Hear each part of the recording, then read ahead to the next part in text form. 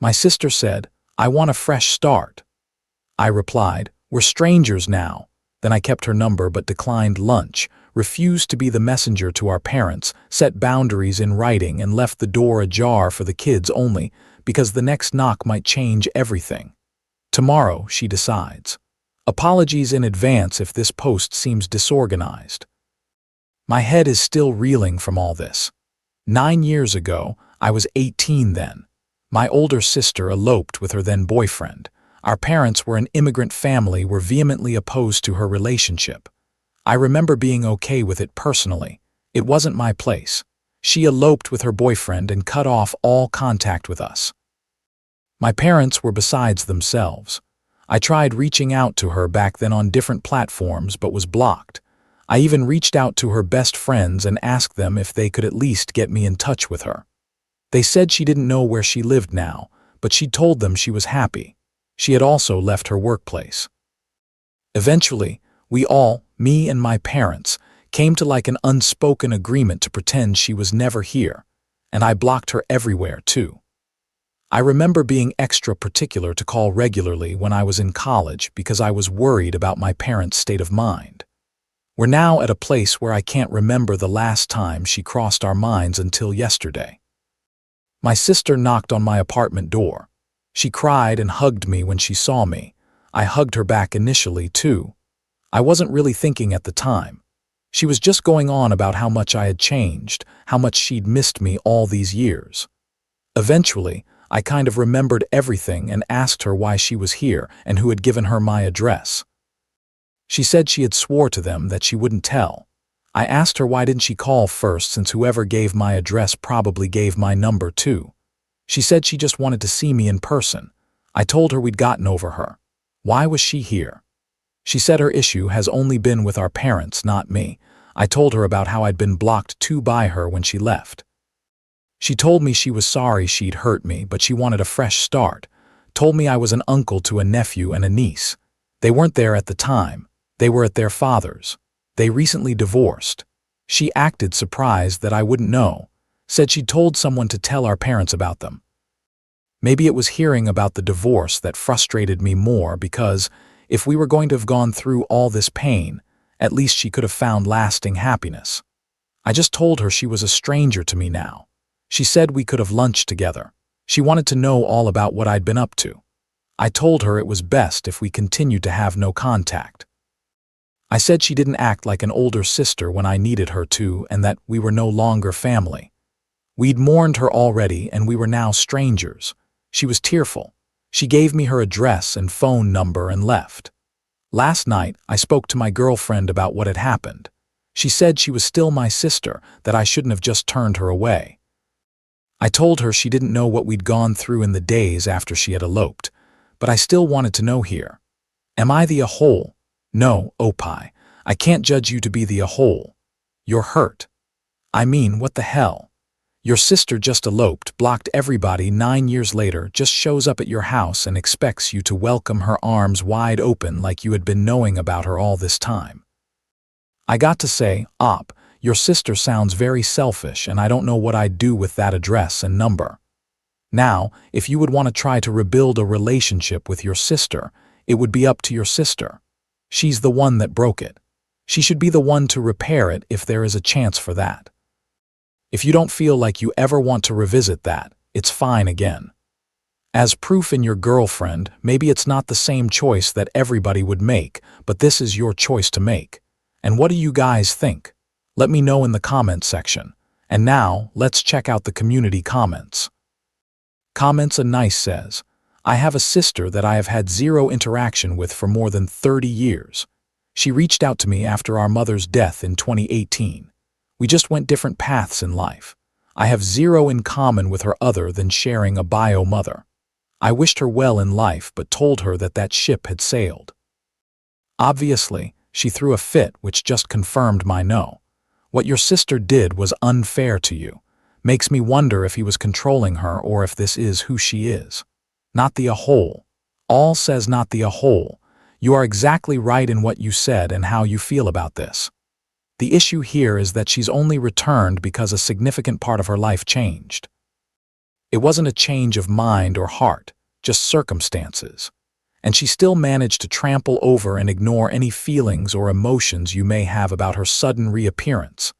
Never say never, but for now, I would definitely continue alive without this person's involvement, and any contact is up to you and no one else. Dreamy Literature 101 says, not the a whole. She broke all contact with you for nearly a decade. She treated you as if you were disposable. There is no relationship to salvage. She doesn't get to unilaterally decide to pick you up again just because it works for her.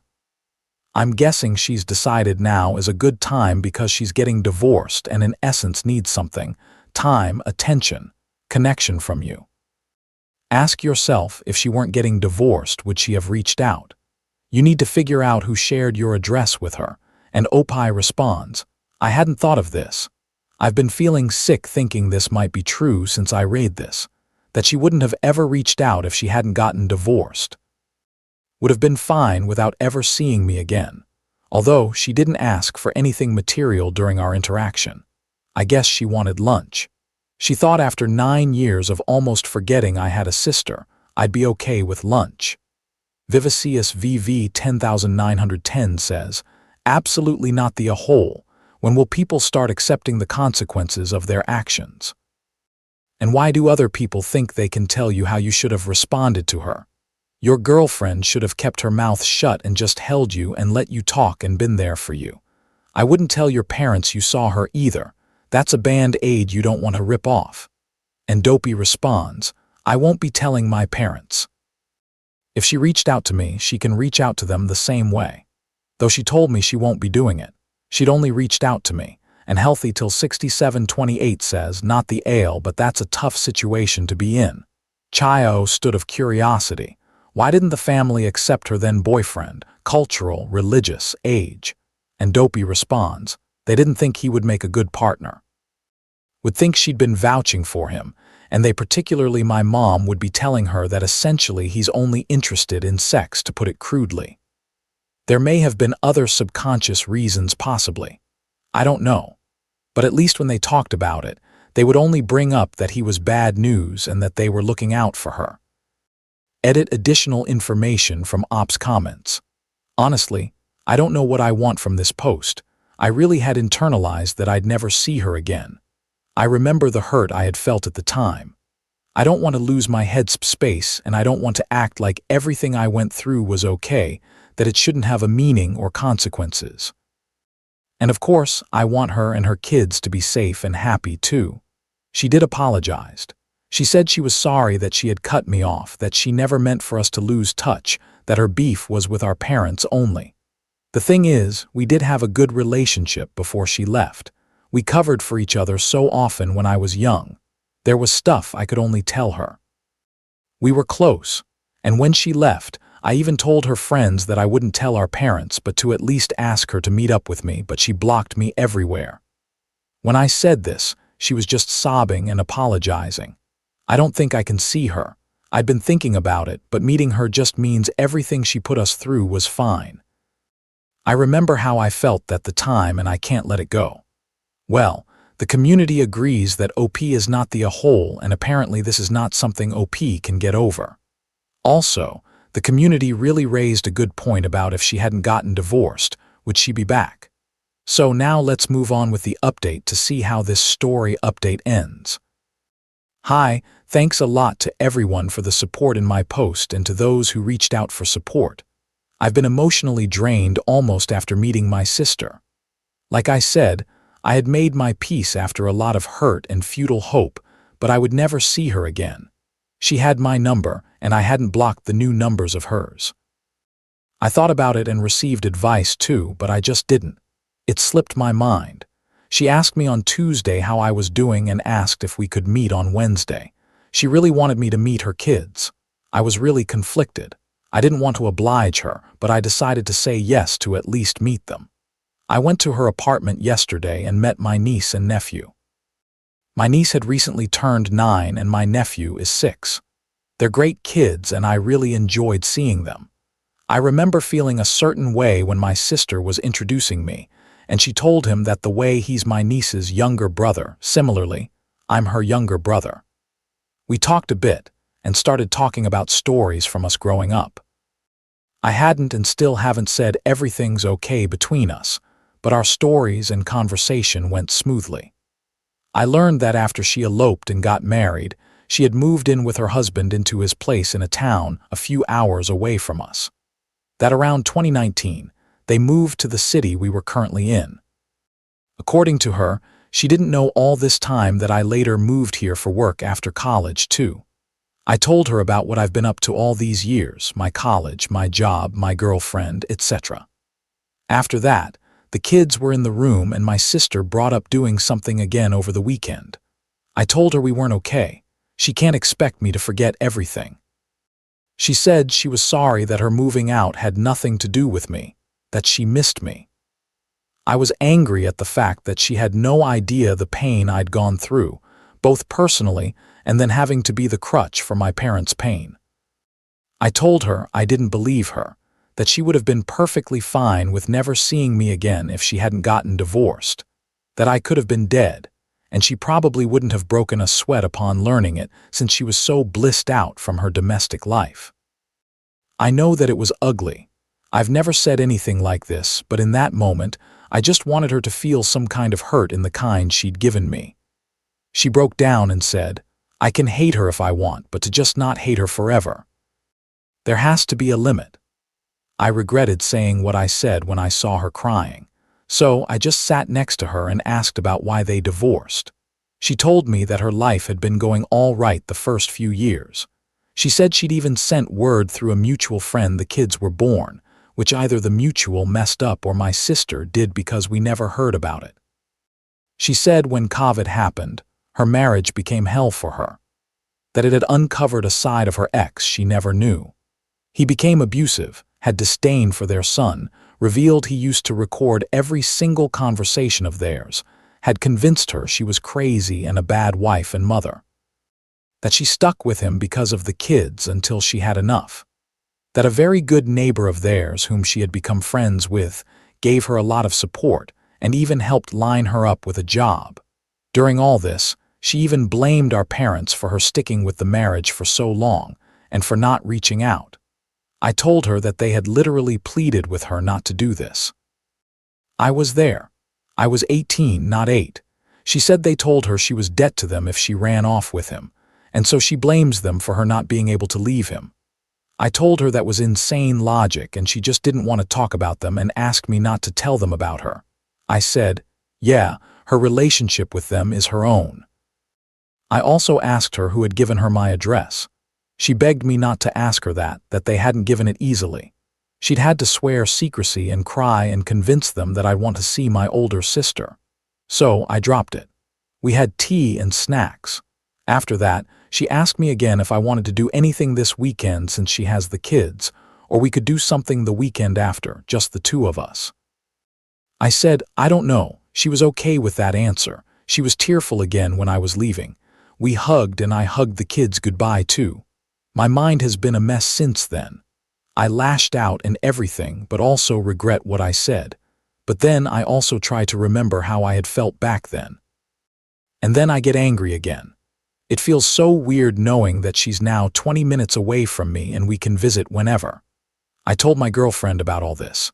She said she supports me no matter what, but in her opinion to consider the weekend plan with a cool mind. This got long. I apologize, but I've been trying to collect my own thoughts on this, and writing this just seemed to help. Thanks for the help. Well, you still don't know where you want to be, but you've taken one step forward. You've got more information now. The most important thing is that you take things on your own time, not on somebody else's time. Keep that in mind. And also, I really disagree with your sister's logic. I very much dislike the argument. Look what you made me do. So, your sister blaming your parents for her not contacting. Yeah, it avoids all responsibility. In any case, here's wishing you the best. Take care and thanks for sharing. And now, let's move on to the next post that also has an update. Story 2, this post is from the subreddit MIB a user hot plankton 1619. I wasn't helpful when stepdaughter locked herself out of her flat. Am I the a-hole? I, female, 39, am in a relationship with my partner, male, 49, John. We have been together about 8 or 9 years. John has a daughter from a previous relationship. She, Emily, is an adult turning 30 soon. I have had a good relationship with her. I couldn't possibly call myself her stepmother, as she was always an adult whilst I've known her. I have always thought family is important and have always supported and given John space to have a relationship with his children, and we have a friendly relationship with Emily. I've always been very fond of her. John and I have 3 children together, male 1, male 3, and male 6. I can be socially awkward and sometimes find people hard to read. I have ADHD and a flavor of autism, and this situation is eating me alive. So, a wee while ago, I was at home with my 2 youngest, both of who were ill with a virus. My baby was sleeping upstairs, and male 3 was on the couch with me, nursing a 40 Celsius fever. I had given him something, but the fever was hardly budging, so I was a bit on edge. I try calling John that I'm concerned. He is not picking up. My phone rings. It's Michael, Emily's partner. He proceeds to tell me Emily has locked herself out of her flat with her pets. Then he says, "You or John need to come open the door. We have a spare key." I will admit I was a little annoyed that it came out as a demand. My brain shuts down as I can't help in that situation. I'm not on problem-solving mode. I felt like I wasn't asked for help or given any other option than to up and leave. I explained my situation. Baby is asleep and male 3 has such a high fever, I cannot drive there. It's a 30-minute drive. He hangs up. I tried to call John 5 to 6 times to no avail. Over an hour later, I get a call. Someone is picking up the key. I thought, brilliant, problem solved. Later, John tells me both Michael and Emily are upset with me. I don't exactly know what was said. I asked why are they upset. John explained that my lack of empathy of the situation upset them. I didn't call Emily to see how she was, nor was I able to help. In hindsight, I do see how I could have done more. Send the key in an Uber or something. But my brain just shut down at the come here now because I was like, I can't, and I couldn't reach John. I see where I made mistakes and I could have done more. I will take accountability for that. I tried to call Emily later that night to talk, but she didn't answer. I sent an apology message to both Michael and Emily and apologized for letting them down. I also sent them chocolates and animal treats to their house. No reply or even acknowledgement. Am I the for this? How do I make it right? Op, what are you doing? There's nothing to made right. There's no chocolates or animal treats to send. How old is this woman? She's almost 30 years old. You're nursing a sick child and another one is asleep upstairs. What do they expect? I understand she doesn't want to leave her pets inside the apartment. So, as a responsible adult, she's got 2 options.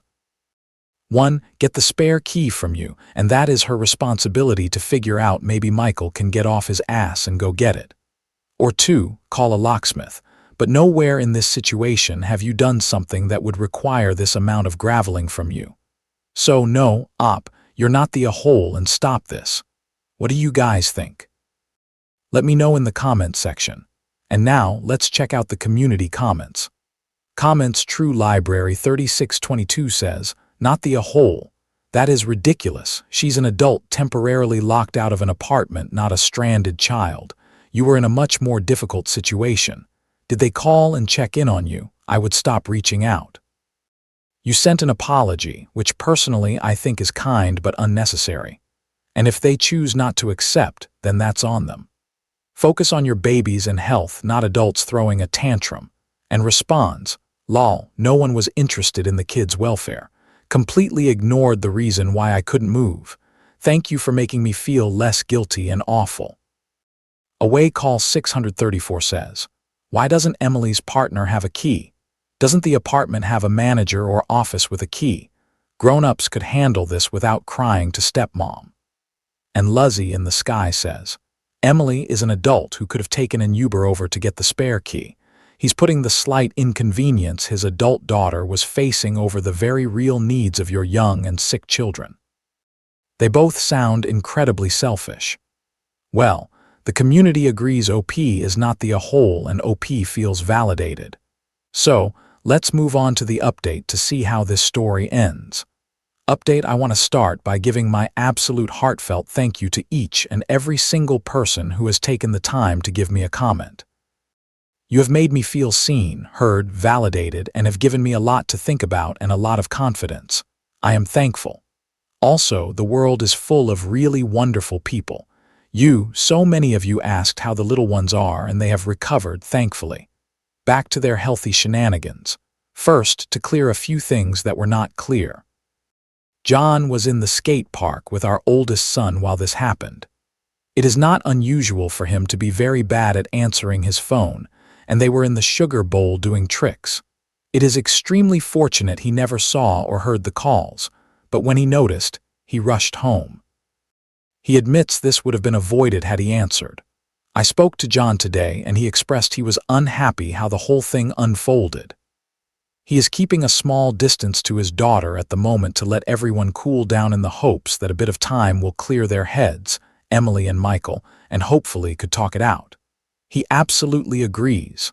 I could not have gone anywhere and did the right thing. He did say he can see Michael using me as a coy to divert Emily's anger of the situation to me, and that is unfair. He is being supportive of me, and he is a loving and wonderful father to all his children. I will move forward and will move in confidence, knowing I have done what I could to mitigate or repair any negative feelings. And if that is shut down by Emily and Michael, it is up to them. Thank you, everyone. Will it be good for you and good for John? This is all Emily and Michael's drama. Let them drown in it. And here's wishing you guys the best. Thanks for sharing, Opie, and take care. And now, let's finish this video with a quick mood booster post. Mood booster: this post is from the subreddit Petty Revenge, and it's by user Middle Nebula 8320. My coworker kept stealing my pens, so I swapped them out. I used to leave a few pens on my desk, but they always seemed to vanish. At first, I thought maybe I was just being careless. But then I noticed one of my co-workers always had the exact same pens I bought. Instead of calling him out, I decided to make things a little interesting. I bought a pack of disappearing ink pens and left them in the usual spot. Sure enough, he borrowed one right after a meeting and started taking notes. About halfway through, his notes began fading until the page looked blank. He stared at it in total confusion while everyone else kept writing. I had to keep a straight face, but inside I was dying of laughter. Needless to say, he never touched my pens again after that little incident, and my desk supplies have been safe ever since. Oh man, that must have been a sight to see his face while all his notes are just disappearing in front of him. Fantastic, Op. Thanks for sharing. And that's it for today's video. Thank you so much for taking the time to watch it. Now, if you've gotten to this point in the video, I assume that you like these stories that I'm reading out. So here are a couple more that you might enjoy. And if you don't have any time to watch another story right now, save it for later. And also, don't forget to hit that subscribe button.